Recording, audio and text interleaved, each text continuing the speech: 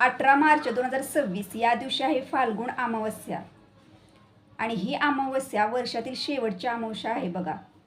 तर ह्या दिवशी आपल्याला आपल्या पितरांना प्रसन्न करण्यासाठी तसेच पितरांचा कृपाआशीर्वाद मिळवण्यासाठी काहींना पितृदोष असतील तर त्यासाठी सुद्धा काय अशा आपल्या घरामध्ये उपाय करायचे आहेत, काय असे तोडगे करायचे आहेत बघा, काय अशा सेवा करायच्या आहेत. तर हे उपाय कोणते, ह्या सेवा कोणत्या, काय करायचं आहे आपल्याला अमावस्ये दिवशी किंवा अमावस्येला प्रारंभ कधी होत आहे, या संपूर्ण विषय माहिती तुम्हाला आजच्या व्हिडिओमध्ये मिळेल. तर तुम्ही हा व्हिडिओ कुठेही स्किप न करता व्हिडिओ शेवटपर्यंत बघा. तुम्ही जर माझ्या चॅनलवर नवीन असाल तर चॅनलला लाईक करा, शेअर करा आणि नक्की सबस्क्राईब करा. चला आता व्हिडिओला सुरुवात करूया. सर्व स्वामी सेवेकरांना श्री स्वामी समर्थ.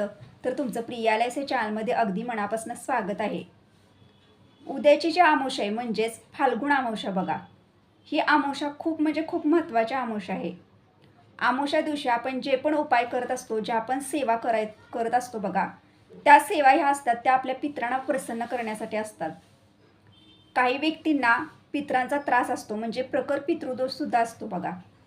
अशा व्यक्तींना कोणत्याच कामामध्ये यश येत नाही कारण त्यांना पितृदोष असतो. आता पितृदोष आपल्याला का लागतो, प्रखर पितृदोष आपल्याला का लागतो, याविषयी तुम्हाला थोडक्यात सांगते. आपण जर आपल्या पितरांचे, पितर म्हणजे कोण तर आपले पूर्वज, आपले थोर वाडवडील जे पण मृत्यूलोकी गेले असतात तर ते आपले पितर असतात. तर त्या पितरांना खुश करण्यासाठी, पितरांना प्रसन्न करण्यासाठी अमावस्या हा दिवस असतो आणि अमावस्या हा पितरांना समर्पित आहे बघा. म्हणजे हा दिवस खूप महत्त्वाचा आहे पितरांची सेवा उपासना करण्यासाठी. तर ह्या दिवशी आपल्याला पितरांना प्रसन्न करण्यासाठी आणि आपल्यावर जो पितृदोष असेल तो सुद्धा कमी करण्यासाठी, पितरांचा एक कृपाआशीर्वाद मिळवण्यासाठी आणि आपल्या पितरांची सेवा व्हावी आपल्याकडनं, यासाठी आपल्याला घरामध्ये फाल्गुन अमावस्या ही आपल्या आयुष्यामध्ये जे येणारं नवीन वर्ष आहे सुख समृद्धीचं जावं, ऐश्वर्याचं जावं, यासाठी आपल्या पितरांचा आशीर्वाद आपल्याला मिळवायचा आहे आणि ह्यासाठी आपल्या घरामध्ये हे उपाय करायचे आहेत बघा. अमावस्याला प्रारंभ कधी होत आहे याविषयी तुम्हाला सांगते. तर बुधवारी म्हणजेच 18 मार्च ह्या दिवशी अमावस्याला प्रारंभ सकाळी होत आहे. सकाळी 8:20 अमावस्याला सुरुवात होत आहे. ते 19 मार्चला सकाळी 6:54 अमावस्या आहे. म्हणजेच 19 फेब्रुवारीला अमावस्या समाप्ती होत आहे बघा आणि त्यानंतर आपल्याला गुढी वगैरे आपण उभा राहू शकतो. तर याचा अर्थ असा की आपल्याला जे पण उपाय करायचे आहेत, ज्या पण सेवा करायच्या आहेत आपल्या पितरांना प्रसन्न करण्यासाठी अमावस्येनिमित्त, तर त्या सेवा आपल्याला बुधवारी घरामध्ये करायच्या आहेत. म्हणजे 18 मार्चलाच सर्व उपाय सेवा आपल्या घरामध्ये दिवसभरमध्ये कधीही करायच्या आहेत. जेव्हा तुम्हाला वेळ भेटेल तेव्हा तुम्ही उपाय करू शकता. तर आता काय करायचं आहे बुधवारी सकाळी नेहमीप्रमाणे आपल्याला सकाळी लवकर उठायचं आहे. लवकर उठल्यानंतर जी पण कामं असतील बा घरातली, थोडीफार झाडलोट, साफसफाई, हे सर्व महिलांनी करून घ्यायचं आहे. त्या दिवशी लवकर फरशा वगैरे सर्व घरातल्या पुसून घ्यायच्या आहेत. आधी आंघोळीच्या आधी आपल्याला ह्या सर्व गोष्टी करून घ्यायच्या आहेत. घरामध्ये घराची जी चौकट असते बघा ती सुद्धा आपल्याला स्वच्छ पुसून घ्यायची आहे. दरवाजा पुसून घ्यायचा आहे. जेवढी तुम्हाला साफसफाई करता येईल ना तेवढी अमावस्या दिवशी सकाळी आंघोळीच्या आधी करून घ्या. अमावस्येला जर आपण पवित्र नदीमध्ये स्नान केलं तर आपल्याला पितरांचे आशीर्वाद पण मिळतात आणि ते खूप पुण्याचं काम असतं बघा, पवित्र नदीमध्ये स्नान करणं. पण आता आपल्याला ह्या ठिकाणी पवित्र नदीमध्ये स्नान करणं शक्य नसतं काही वेळेला. तर काय करायचं, तर आपल्या घरामध्ये तुम्हाला ह्याच्या आधी पण व्हिडिओमार्फत मी एक सांगितलेलं आहे की गंगाजल तुम्हाला घरामध्ये आणून ठेवायचं आहे. तर घरामध्ये जे गंगाजल असतं ते पाण्यामध्ये टाकायचं आणि घरातील सर्व व्यक्तींनी आंघोळ करायची आहे. गंगाजल पाण्यामध्ये मिक्स करून आपल्याला आंघोळ करायची आहे अमावस्येच्या दिवशी.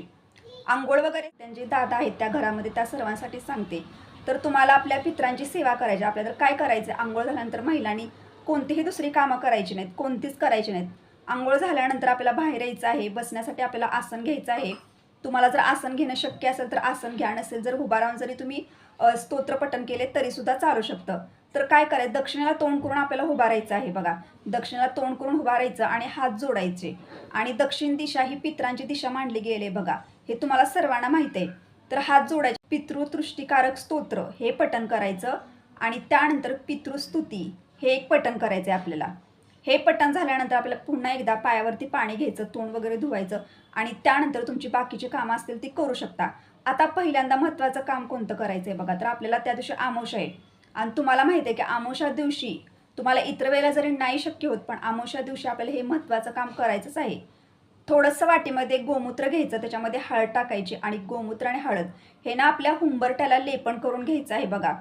हुंबरट्याला लेपन करून ह्याच्यासाठी घ्यायचं आहे की आपल्या घरामध्ये कोणत्याही प्रकारची वाईट शक्ती प्रवेश करायला नको, आपल्या घरामध्ये नकारात्मकता प्रवेश करायला नको, ह्यासाठी आपल्याला हुंबरट्याला पूजा करून घ्या. अंगणामध्ये छोटीशी रांगोळी काढून घ्या. आणि तुम्हाला सर्वांना माहिती आहे की चौकट आणि हुंबरटा हे जर तुमचं व्यवस्थित असेल, स्वच्छ असेल, तर इथून आपल्या घरामध्ये लक्ष्मीमाता प्रवेश करत असते. दक्षिणेला तोंड करून पितृतृष्टीकारक स्तोत्र आणि पितृस्तुती हे तुम्हाला जर दररोज पठण करणं शक्य असेल ना, तर दररोज करा. नसेल शक्य तर आमोशाला नक्कीच करा. आमोशा दिवशी आपण जेवढं मनापासून दक्षिणा तोंड करून हे पठण करतो ना स्तोत्र, तेवढे आपले पित्र आपल्याला खुश होत असतात, आपल्यावर प्रसन्न होत असतात. बघा, पित्रांचा आशीर्वाद असणं खूप महत्त्वाचं आहे, कारण जेव्हा आपल्याला पित्रांचेच आशीर्वाद असतात तेव्हाच आपण हाती घेतलेल्या कामामध्ये आपल्याला यश येत असतं. यासाठी सांगते की तुमचे जे पूर्वज आहेत, जे मृत्यूलोकी गेलेले आहेत, त्यांचं नक्कीच जेवढं तुम्हाला करता येईल तेवढं करा. कारण पितर जर तुमच्यावर खुश नसतील ना, तर तुम्हाला कोणत्याच कामामध्ये यश येणार नाही. तर ह्यानंतर तुम्ही हेही घरामध्ये करू शकता. हा उपाय पितृस्तुतीकारक स्तोत्र पठण करू शकता. आता आपल्याला त्या दिवशी करायचं काय याविषयी तुम्हाला थोडक्यात सांगते बघा.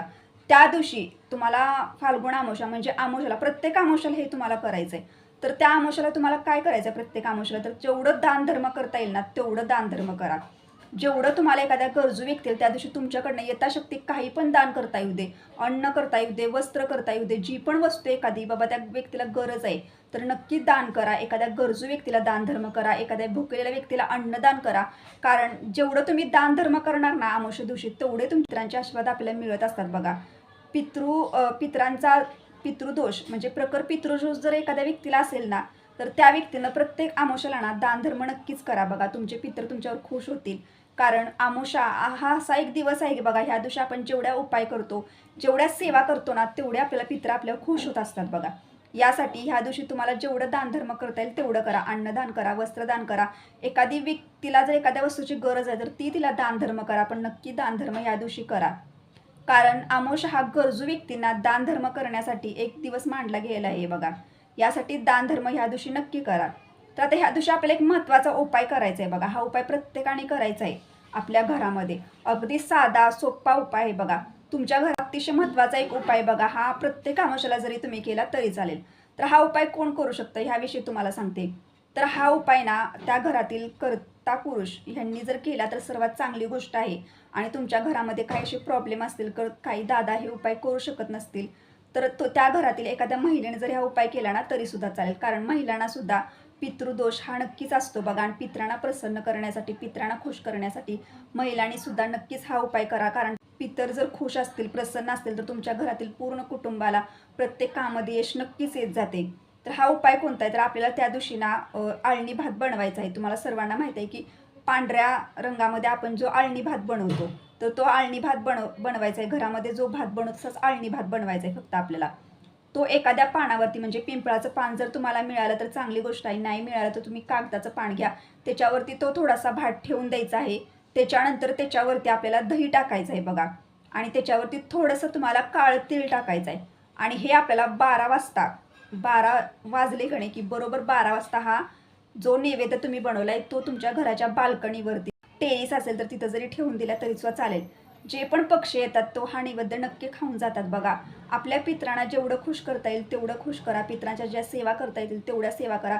पित्रांसाठी सगळं करा. कारण पित्रांचे जर आशीर्वाद असेल तरच आपल्याला यश मिळणार आहे, तरच आपल्या घराची प्रगती होत जाणार आहे. बघा, ज्या घरामध्ये पित्रांचं काही होत नाही, बघा त्या घरामध्ये तुम्ही कितीही पूजापाठ करा, कितीही पूजापाठ म्हणजे कितीही देवाचं करा, किती धार्मिक कार्य करा, तरी सुद्धा जोपर्यंत तुम्ही तुमच्या पित्रांचं काही करत नाही तोपर्यंत तुम्हाला कुठल्याही कामामध्ये कधीच यश मिळणार नाही. हे तुम्हाला केंद्रात सुद्धा सांगितलेलं. ह्यासाठी सांगते, प्रत्येक अमावस्याला आपल्या पित्रांना खुश करण्यासाठी, आपल्या पित्रांना प्रसन्न करण्यासाठी जेवढे उपाय करता येईल तेवढे करा. आता आजच्या व्हिडिओमार्फत मी तुम्हाला 2 उपाय सांगितले की स्तोत्राचं सुद्धा तुम्हाला पठण करायचं आहे. बघा, आणि हा एक दही भाताचा मी तुम्हाला उपाय सांगितला.